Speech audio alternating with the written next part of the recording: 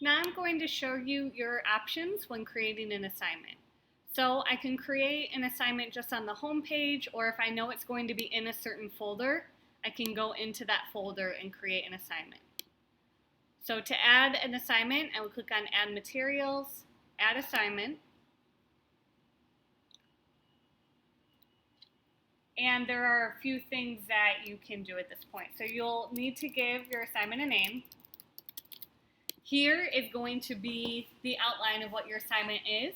And you have a lot of options here. You can make it bold, bulleted, change the color, change the formatting. I can add images, links, symbols, all that sort of stuff. I can also add a file down at the bottom, a link, something from my resources. I can add a voice recording of myself.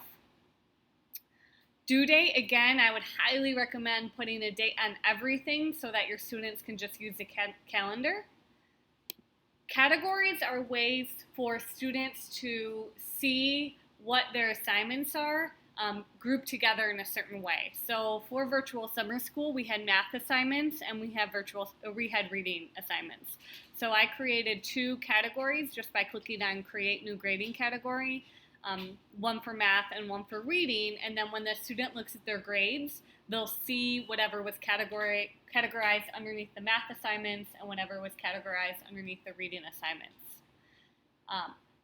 You might choose for your school year, you might choose homework, classwork, test quizzes. We did standards last year, so I would click Create New Grading Category and I might type in Life Science 4-5, and then the students, every assignment that they did for that would be grouped under that heading, but you can choose whatever you'd like to do.